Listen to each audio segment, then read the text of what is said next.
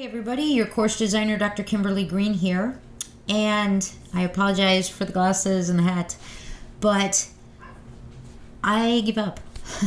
I have spent an inordinate amount of time over several weeks trying to find a great outside resource, something from someone far loftier and way better coiffed than little old me, to discuss with you grading policies. Because it's one of those things that we tend not to really think about. Well, okay, so a spelling test worth 20 points. Boom, it's done. Or we work in an environment where generally the grading policy is handed to us. For us as 21st century teachers/designers, as we are finishing up our final demo units, we need to think about this because a grading system is incredibly values laden. Now I know we're all teachers and everybody's heard about the hidden curriculum and values quietly embedded in the curriculum. That's not what I'm talking about. What I'm talking about is the value that we transmit into the whole of the learning by what we choose to grade and where the values are. Threaded discussion, some people give those 2 points. 2 points, maybe 3. You guys have now had several classes I've designed. You know I give them more. I would give them far more. But here's the reality. I make the educated assumption, and we all know what happens when we assume, so don't roll your eyes.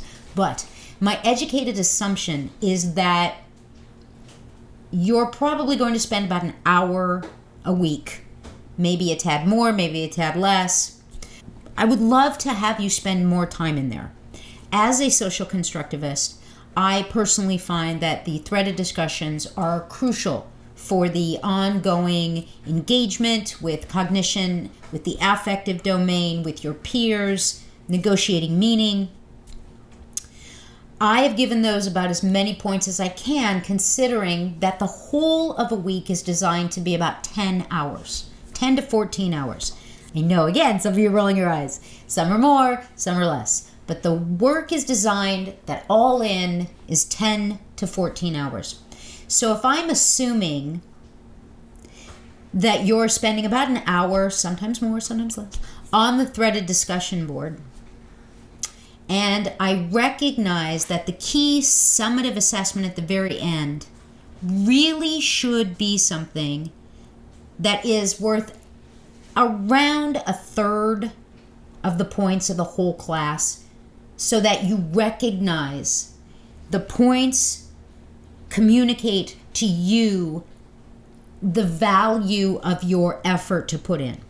Now you guys are adults, and some of you will be teaching adults, some of you will be teaching teenagers, some of you will be teaching children. With children, the point values, they don't pay as much attention to. They just want to know, did I get a smiley face? Did I get an A? High schoolers, they're going to be more into the negotiation, particularly in a fully online course where they have more flexibility, more freedom. See, I've got band practice that week, and that activity I'm supposed to do is only worth 5 points, but this other one is worth 12, so I'll do that. Adults absolutely engage in that, and I have far more empathy for adults on this subject than I do children, because adult learners wear many hats. They have far more responsibilities than teenagers do. It's survival skill. I get it. So recognize you should, just as you did with backwards designing the unit, you need to backwards design and then go back to the beginning and start over and spin and put on a new pair of shoes, the whole 9 yards, your grading policy. But recognize it needs to reflect 4 key components. 1, what is the value of that key summative assessment? Is it really worth the time and effort you're going to be asking students to put in, right? It's a culminating event. It's asking them to demonstrate mastery, not just regurgitate knowledge. So it needs to point value. Is it actually worth the effort you're asking? Number 2, grading policy. Do the formative assessments have enough points in the total so that students who look at this stuff are going to go, oh yeah, I do need to do that. That is worthy of my time. We can tell them till the cows come home that every single thing that we're doing is valuable. But again, teenagers in particular and adults are going to make these kinds of judgment values based upon what we grade. Number 3, do you grade everything? Because if you grade everything, is there room for someone to mess up, to fail? Remember, we are in a learning environment not just to be fabulous. This is a safe space to mess up. If somebody messes up, do they have that opportunity to do it in a safe space? Or is everything being assessed so they don't feel that they can just kind of try something new without being punished?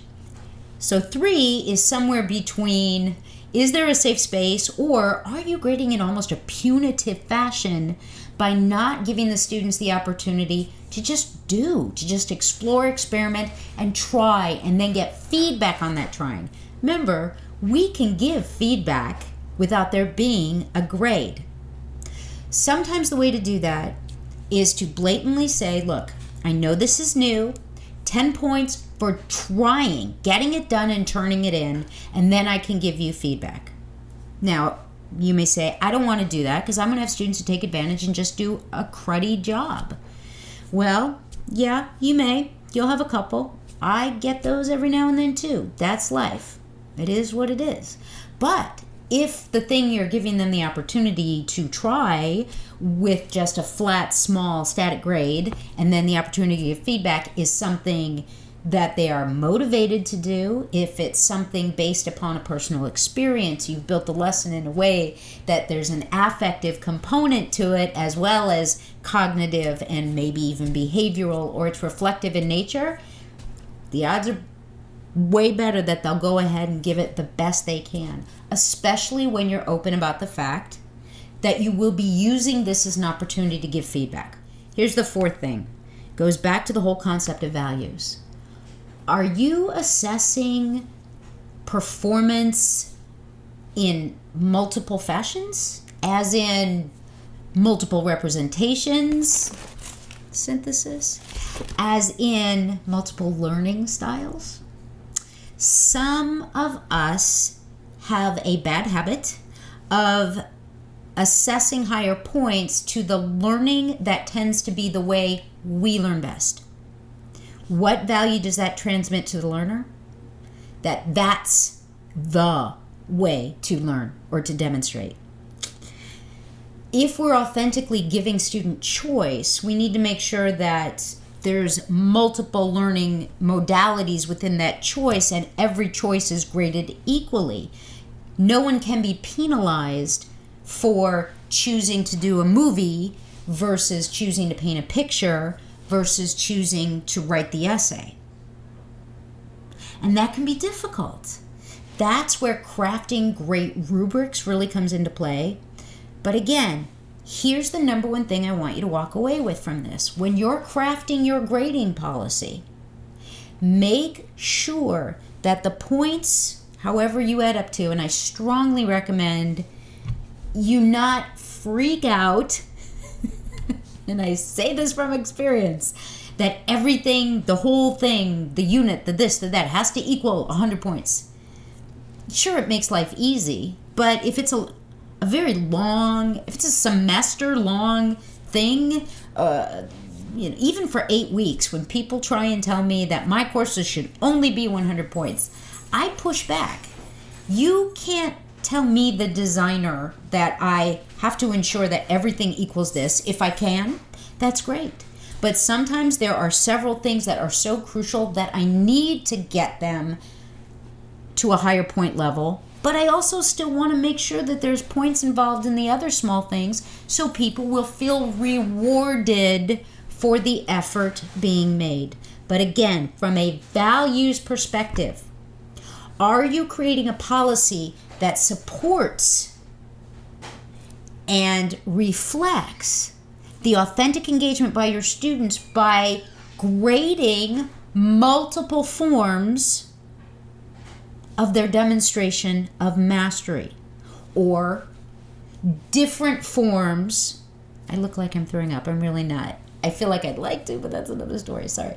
Or multiple forms of rehearsal, giving some kind of credit, again, small, for multiple forms of rehearsal. Not just writing, not just speaking, not just thising, not just thating.